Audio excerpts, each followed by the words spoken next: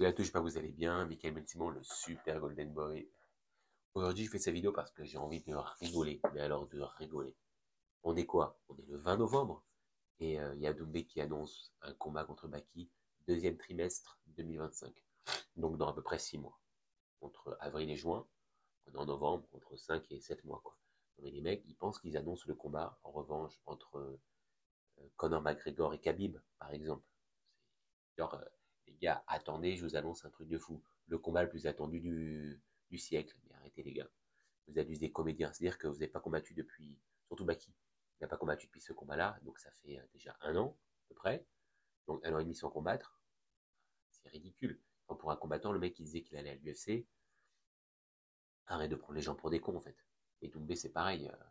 Pour des combats de merde. Il peut parler sur les réseaux. Il utilise ce combat-là pour faire le beau, alors qu'au final il s'est ridiculisé. Tu vas faire quoi? Tu vas te re-ridiculiser? C'est ça ton but? Moi, je pense que ça sert à rien ce combat en fait. Après, je sais pas s'il est vraiment attendu, parce que si vous l'aviez fait dans les 3, 4 mois, les 6 mois après le combat, c'est sûr que ça aurait été attendu. Là, vous le faites 1 an et demi après. Personne qui attend ce combat, tout le monde s'en bat les steaks en fait, vraiment. Faut que vous le compreniez. Donc moi, ce que j'ai envie de vous dire, et je te le dis à toi Doumbé, mais à toi aussi Baki, vu que c'est dans, allez, entre 5 et 8 mois votre combat là, pourquoi il n'y en a pas un qui veut m'affronter? Je l'encule, je le démonte, et après, vous faites votre combat. Mais au moins, vous aurez une belle défaite dans votre gueule. Voilà, si vous acceptez, moi je vous démontre, et voilà, l'affaire est faite. Mais je sais bien que vous n'aurez jamais les couilles, parce que vous avez trop de risques à prendre en prenant ce combat. Et vous ne prendrez jamais de risques, parce que vous êtes des mecs qui ne prenaient pas des risques. Ça se trouve, votre combat, il a été arrangé, le coup de l'épine, c'était arrangé pour que vous puissiez faire une revanche assurée et demander plus d'argent. Parce que vous êtes des mercenaires, mais ça, personne ne peut vous en vouloir. Vous avez raison d'être des mercenaires. Mais la façon de faire, elle n'est pas bonne. Moi franchement, je pense même que votre combat, il a été arrangé pour l'épine. J'en suis même quasiment certain. Pour pouvoir vendre votre combat de merde, de revanche et tout. Tout le monde s'en bat les couilles de votre revanche de merde. Par contre, un combat contre un outsider, comme moi, je pense que les gens s'intéresseront beaucoup plus. En tout cas, moi, je vous prends, vous deux. Celui qui veut, même si j'en bats un, je prends l'autre après. Enfin, si j'en bats un, quand j'en battrai un, je prendrai l'autre après, avec grand plaisir. Mais moi, je vais vous montrer que vous êtes des fraudes du MMA. Doumbé, il n'y a rien à dire sur le palmarès de kickboxing. Rien à dire, pas une fraude du tout.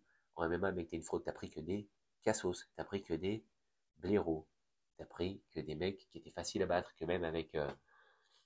Déjà, tu as raté une pesée. Bon, tu me diras, Baki aussi, il a raté une pesée. Ridicule, ridicule en fait. Vous vous prenez pour des professionnels, mais vous n'êtes même pas capable, alors que vous faites que ça de votre vie, de réussir une pesée. Donc moi, je comprends pas en fait.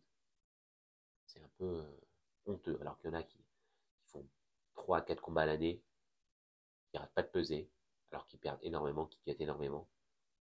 Et les mecs, on n'entend pas parler d'eux, parce qu'ils font pas de bruit. Vous faites que du bruit pour rien, votre combat là, mais vous êtes. Les mecs, c'est Khabib et McGregor, quoi.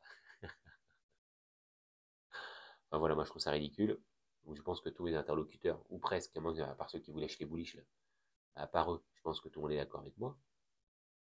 Donc en fait, votre combat, bien sûr, vous allez le vendre, parce il y a du monde qui veut s'intéresse. On va dire, ce sera le seul combat de la soirée à regarder. En plus, ce sera dans Paris, donc tous les Parisiens, pour une fois qu'ils peuvent avoir un gros événement de MMA dans Paris, ils y vont, comme pour l'UFC Paris, comme pour le PFL Paris. Enfin, les gens viennent, comme le Bellator Paris. Les gens se déplacent parce que c'est des grosses organisations qui viennent dans la ville, mais c'est pas spécialement pour vous. Vous, que Doumbé combatte contre Francesco ou je sais pas qui, les gens vont venir. Baki c'est pareil, qui combatte contre je sais pas qui ou je sais pas qui, les gens vont venir. Parce que les gens veulent supporter un Français et qui s'entraîne en France, quoi. Donc voilà, mais moi je pense sincèrement que votre combat c'est de la pipe. C'est de la grosse pipe. Et au final, vous surfez dessus parce que vous avez rien d'autre à faire, parce que vous savez très bien que si vous prenez des grosses têtes des organes du PFL, vous faites défoncer, donc votre place à l'UFC, elle est plus que capoute. Au final, c'est juste pour gagner du temps. Même pour Baki, c'est juste pour gagner du temps au final. Bon. Moi, je vous propose, les gars, vous m'affrontez.